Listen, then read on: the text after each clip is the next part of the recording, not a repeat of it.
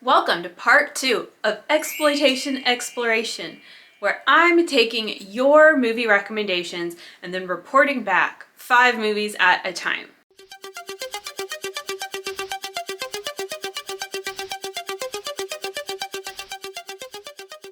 Before we get going, I realized that I never plugged my new short film here on this channel. So a few weeks ago, I released a short film on my movie making channel. So I will link it above and below. It's under 10 minutes. It was a challenge to myself to make a one-person horror short film. So it's written by me, shot by me, starring me, edited by me. Everything was done by me. It's not a serious production or anything like that, but if you want to check it out, click the link below and I will continue to keep trying to make short films and experimental films, just keep getting better and better. So if you're interested, do check that out. Now, let's start talking about these 5 new exploitation films I watched. I watched Mondo Cane from 1962. This is a shockumentary, shocksploitation, I guess, and it was recommended by T800 and probably other people over the years. Sorry, but it was most recently recommended by T800. And of course, this is a film I've been hearing about probably since I watched Cannibal Holocaust back in college in the 2000s. It has quite a reputation. It's a documentary. Showcasing different cultures and their customs from all over the world. The main thing I have to say about this film is it is rude. Rude! It was shocking, but not in the way that it intended. To me, it was shocking because they said so much stuff you cannot say anymore. Oh my god. And I haven't done too much reading about the production of this movie, but definitely a lot of it was staged or fake, or, you know, they added more sound effects and things in post, which just made it seem even more fake. It was pretty interesting, I guess, in the same way that, you know, we like a spectacle. So it reminds me of like growing up in the 90s and everyone wanted to look at the Guinness Book of World Records and see all this freaky stuff, right? So Mondo Cane kind of gives that same vibe, but I could see how in the 60s it was probably just tremendously fascinating because it was pre-internet and everyone didn't really get a good look at the rest of the world. However, this wasn't necessarily a good look at the rest of the world. It was very biased. But I found the film mostly boring. It's really something that you could watch while you're doing something else, but I gave it my full attention, unfortunately.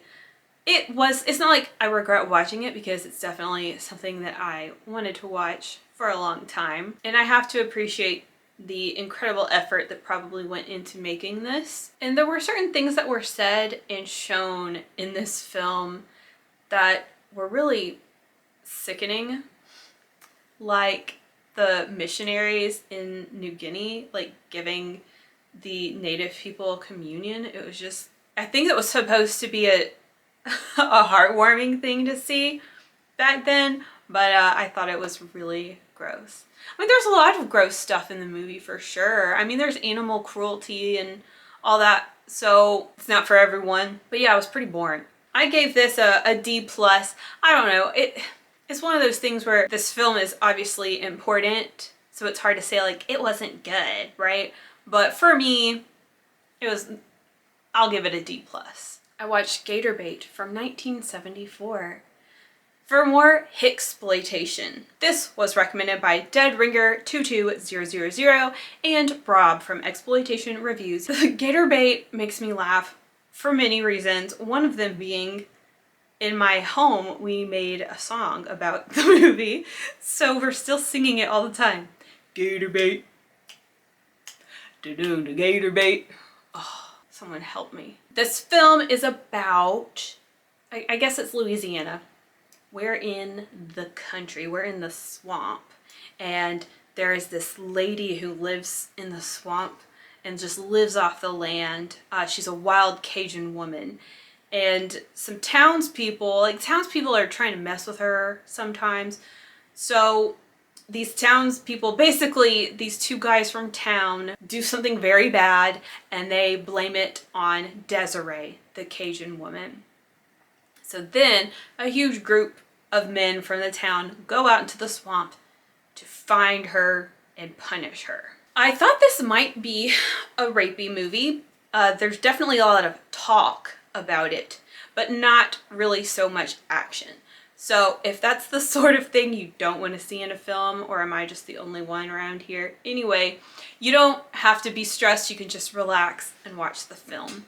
It's kind of light in terms of exploitation. It's not going to just bombard you with sex or violence or SA. And I have to tell you, a part of this movie, it's at the beginning, so I'm not spoiling anything.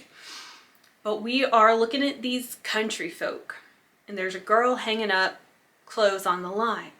And then this guy comes out and he starts saying, "Oh, you look mighty good hanging them clothes on that line." Anyway, he ends up attacking her, trying to, you know what to her. And they're rolling around on the ground. And then this other guy comes up. Wait, I think he has a shotgun or something, and he's like, "What do you think you're doing? That's your sister!" And I burst into laughter. And that's when I realized this movie is probably gonna be okay. This film is, I mean, it has a really low budget feel.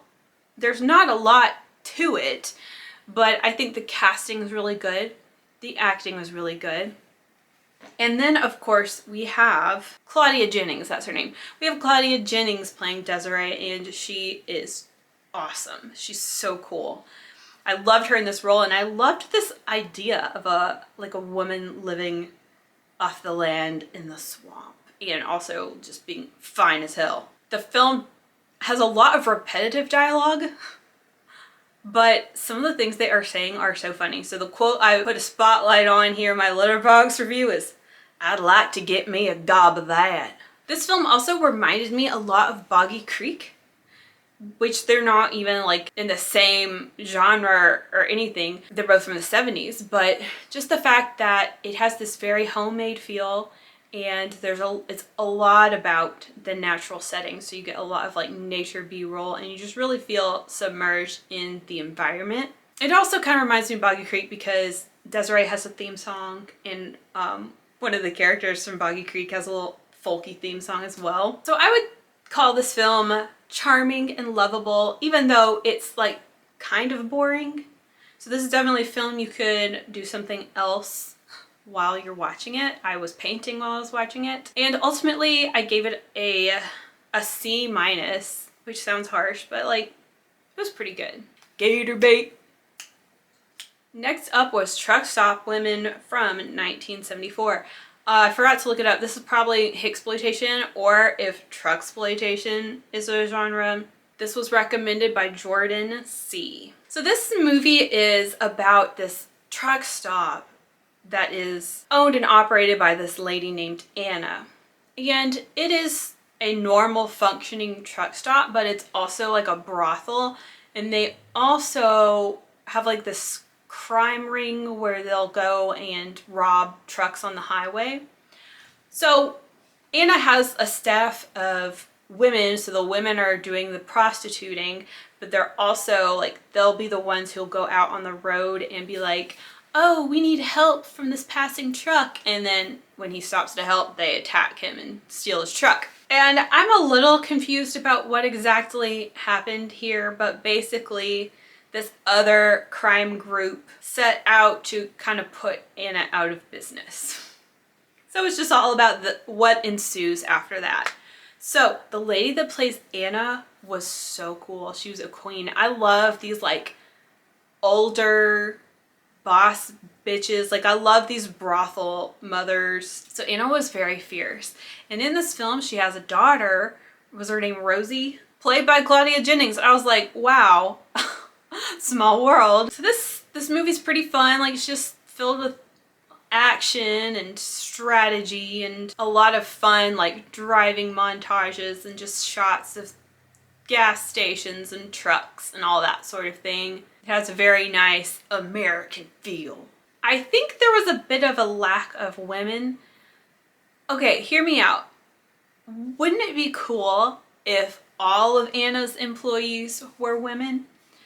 We mostly just have prostitutes. We have a couple of women who like sling guns, and then we have the women who will go and lure in the truck drivers. But there's not a big old staff of women. Like, most of the people in this movie that are doing stuff for Anna are men. I was hoping to see a little bit more badassery from the ladies, but this film does have a good aesthetic. It has forward momentum. There's plenty of fun things going on. It's a lot similar to Gator Bait in that it's quite palatable. There's not a lot of like horrid or explicit things happening on screen. So I can see why it's recommended to people especially new to exploitation. Even though it is exploitation, it still has some kind of like a wholesome feel to it. I can't explain it.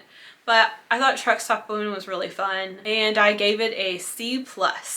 I watched The Swinging Cheerleaders from 1974, recommended by Mud Style. This is like, I don't know if you would call this teen-sploitation, I suppose. It was like a teen sex comedy. But it is set at a university, and there's this like radical feminist hippie chick named Kate who decides she's gonna join the cheerleading squad because she thinks they're just the most exploitative group on campus, and she wants to infiltrate so that she can write a paper about them. And then things get really complicated, and we as the audience are brought into this ever-shifting web of stories all related to this cheerleading squad. This movie it's just really well written, and it's much deeper than just like sex and laughs and boobs. Like, there's a lot going on here. There's a lot of very complex characters who all have their own struggles going on, and the film gives you a lot to think about in terms of like who's a good guy and who's a bad guy, right? A lot of times the people that you think are the bad guy turn out to be really good, and vice versa. So it kind of shows that everybody has two sides to them, or like just because one person is cheating on their wife doesn't mean they won't save your life when you're in trouble. Those sorts of things. So it's a really cool movie. I thought it was just going to be trash, but it's not. It was just really good. I haven't seen a lot of 70s teen movies, so I thought it was a really fun, like lighthearted look into teenage life as depicted via movies in the 70s. Because, you know, we've seen a lot of that sort of thing from the 80s, but I haven't really watched that kind of stuff from the 70s, so I thought it was really fun. Oh, and this film has a Rainbow Smith from Lamora. Oh, she is so cute. Oh, I loved her character. The characters in this movie, like, they all get ample screen time. They all get a freaking storyline of their own. It's just really cool. It's really cool. I think I might even watch Swinging Cheerleaders again. I gave this one a B-, and I would recommend, if you want to hear me speak more on any of these, my Letterboxd reviews are pretty good. And finally, I watched Faster, Pussycat, Kill, Kill. Faster, Pussycat, Kill, Kill! 1965, requested by Alan Smithy. And I know Brian Lindsay has also recommended this for a long time, and probably more of you have as well. But again, sorry, I haven't been keeping track of who's recommending things to me until only recently. This is probably my first Russ Meyer film, but I have heard a lot about him. And I guess this is, I mean, it felt a little bit like Carsploitation, but it's also like action and crime. And I mean, it is sexploitation too, probably. I just watched this one last night, and I am a changed woman. Oh my god, I waited so long. Why didn't you guys push me more? This is about this group, this trio of strippers who also kind of have this like little gang where they race cars, and they're just generally tough bitches, right? One of them acts, I would say, impulsively and does something very bad. And then they end up like having to kidnap someone, and it all dominoes from there. This movie was so good. It was so good. Okay, it was black and white, set in like the desert with the mountains in the background, a beautiful setting. And these three ladies, they are gorgeous. Where did they find such gorgeous people? Holy crap. They almost look otherworldly. They have these like incredible bodies, and Varla, the like leader, she has her boobs out the whole time. And I think that's the most cleavage I have seen in the 60s. And these girls are tough. I was thinking I'm gonna be able to like be on their side, you know, like rooting for them. But very early on, I realized like I'm not gonna be able to root for them so easily because they are mean. They're vicious. They're bad girls. This movie was just really, really well done. Beautifully shot, well cast, and well acted. This, like the Swinging Cheerleaders, these characters have depth and complexity. You could like break down and analyze every single character in this movie. There's a lot going on here. I was really intrigued right from the start, and there is a lot of action in this film. It does not let up. You know, like car races, fist fights, switchblades, shotguns, kidnapping, murder, seduction, it's all there. And this really stood out to me, especially being from the 60s, because a lot of times the 60s are boring. And that's because there were so many restrictions, so many things you can't show, blah, blah, blah. And this film did such a remarkable job at being such a sexy film, but yet you don't even see anything. Like there's not actually sex happening. And the same with the brutality. This film is ruthless and brutal. There's not even that much blood spilled. It was just amazingly effective, especially like having to work within the parameters of that time period. It was so good. And I was looking up these people, and sad to learn that a lot of the ladies from this film have already passed away, which I mean, it's just how it is. But I'm like, aw. Especially because some of them were like doing conventions and stuff. And I'm like, aw. If only I got into this a bit sooner. Faster, Pussycat, Kill Kill was legendary, iconic, essential. And I just gave it an A+. And that was a strong one to end on, right? And I did watch one other exploitation film. I watched Death Race 2000. You know, car exploitation. But if you want to know what I thought of Death Race 2000, you'll have to go to Exploitation Reviews channel, where I took over for one video. I will link that below. And there you have it.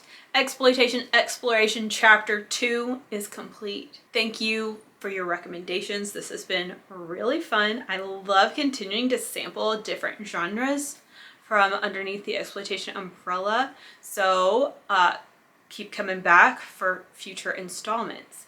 Feel free to leave more recs down below. Maybe I can get to them all eventually. We'll see. And may you take my song with you into your day. Gator bait.